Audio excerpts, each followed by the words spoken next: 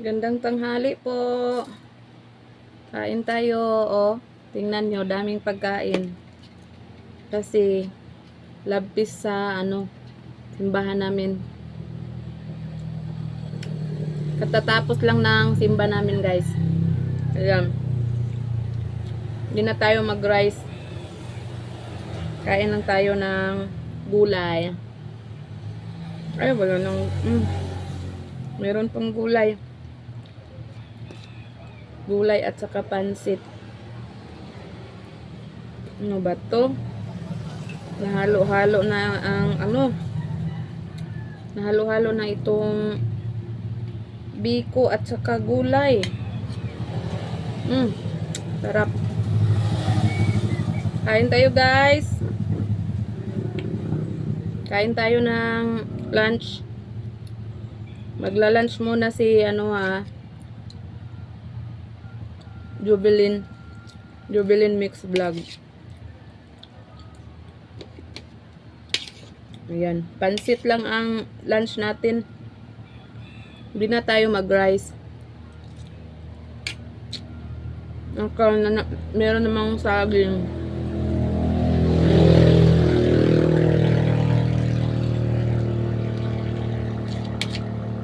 Pansit, gulay, saka may isda. Di na ako mag-rice ngayon, guys. Ngayon lang. Maya na ako kumain ng rice. Mayang gabi.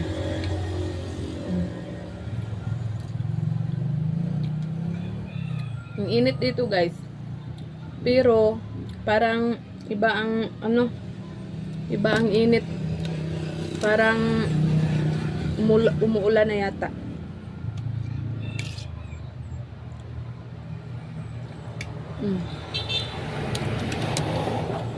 Pansit.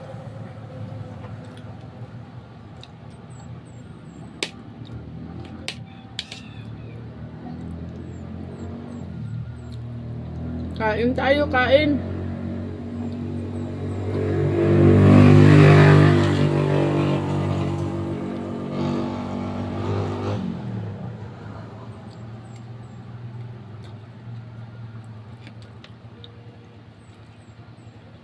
Pansit lang. Pansit, isda, at saka meron pang pagkain, biko, daming pagkain, may tuyo, masarap tong tuyo, pero hindi ako kumain ng rice, kaya hindi ko na lang yung kinain yung tuyo.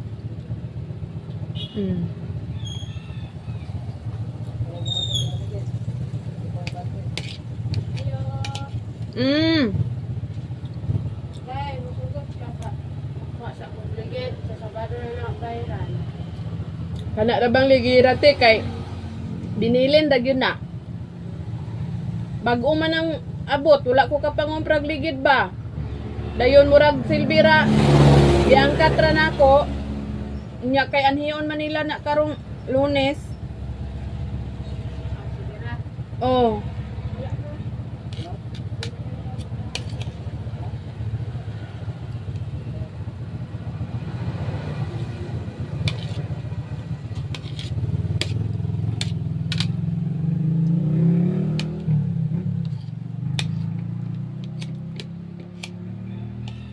Ayan, umuutang ng gulong.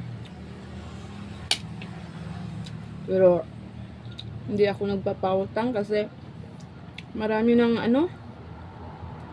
nangungutang sa akin na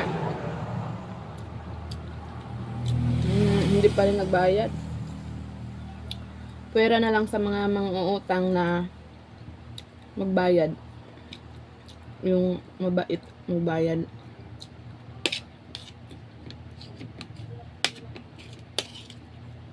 Ayan, guys.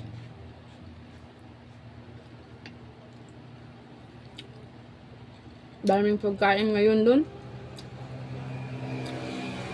Maraming pagkain sa simbahan namin. Dun lang kumain lahat yung mga kapatid namin sa simbahan. brothers at sisters. Kasi, love feast namin ngayon. Yun ang sinabi ko kagabi na kapag first Sunday of the month, yan ay tinawag naming love feast.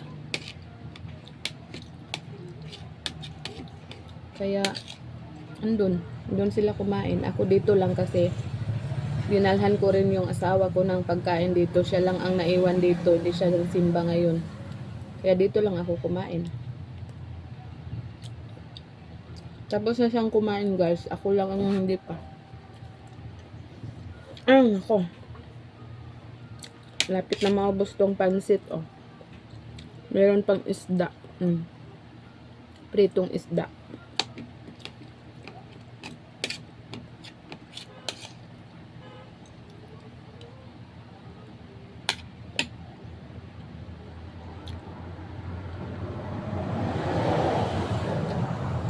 Shout out sa inyong lahat, no? Yung mga mababait na yung mga mababait na nagbigay ng ayuda sa akin. Shout out. I love you. I love you sa lahat. Meron pa rin biko, guys, oh. Walang kaubos-ubos ang biko mula November 1, November 2, at saka ngayon.